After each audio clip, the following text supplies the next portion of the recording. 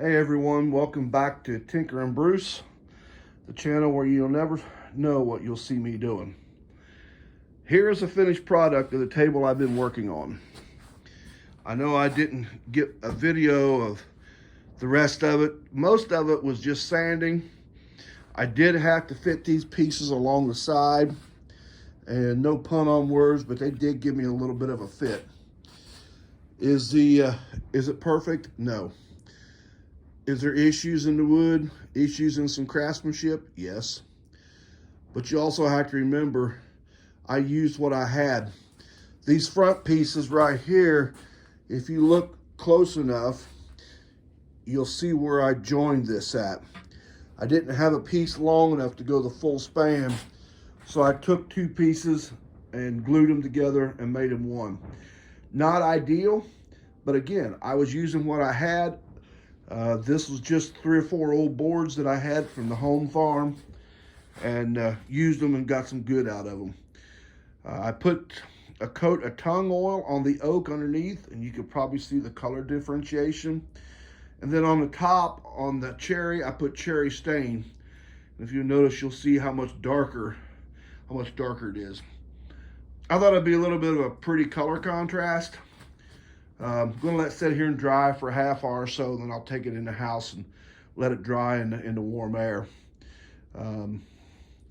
I know some people have an issue with that, with the odor from the stains and the finish coats. I don't. I like it. I think it smells good. It smells fresh. But anyway, just for some old junk lumber I had laying around. If you remember, the legs were bowed. They were not the most perfect piece of lumber.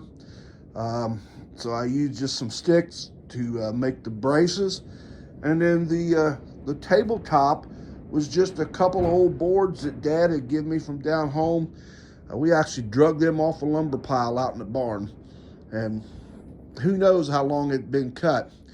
One misconception that I did have, and I learned a little lesson from this, I figured that cherry would be a little easier to sand than oak. Wrong. That cherry is like iron. It's a lot harder than that white oak. And I am just very taken back by that. But it sanded out good. I got a good smooth finish on it. And I'm gonna put it in the house just like it sits there right now.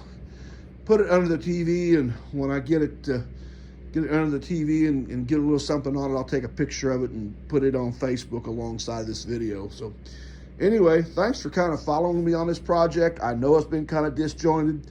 I've had a lot going on, trying to get a lot of things done, but I wanted to get this done for Christmas.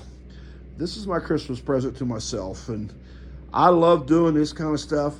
This table could have been designed a little bit differently, but we'll try it for a while. And hey, you know, the neat thing of it is, if I need to make a change on it, all I have to do is bring it back to the shop and do a little redesigning, and I can fix it. So a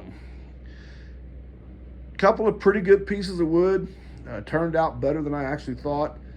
But if you look right here, you'll see where it's a little bit different. This is on a different level. The problem is these boards were warped, and they turned out better than I thought.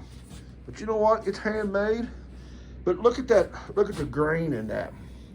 Look at that grain in that cherry. Just gorgeous. Just a gorgeous piece of wood. For what I'm going to do, handmade, I'll take it. I love that kind of stuff because it's and that farm is, or that old cherry lumber come off the home farm down in Aurora. So they've still got quite a bit down there from what I understand. So I'll have to get some more of it someday to bring home. But I had an uncle, Dad's brother. He lived in Chicago or Villa Park for many years, and Floyd was an old farm boy. He'd come in down to Dad's, and he'd always say, "Hey Leo, I need a board planed," or "Hey Leo, I need a piece of walnut," or Floyd was always bumming wood off of him. So it's kind of got to be a joke whenever I show up down there now. Dad says, "Well, how much wood do you want? What are you looking for?" But that's all right. I'll take that any day. But just that's the finished product. And when I get it in the house, I'll get it set up. I'll take a picture of it, put right alongside this video. Have a good evening. And again, remember, Tinker and Bruce on YouTube. And I'll post this on there. Thanks a lot, everybody. Have a great evening and Merry Christmas, everybody.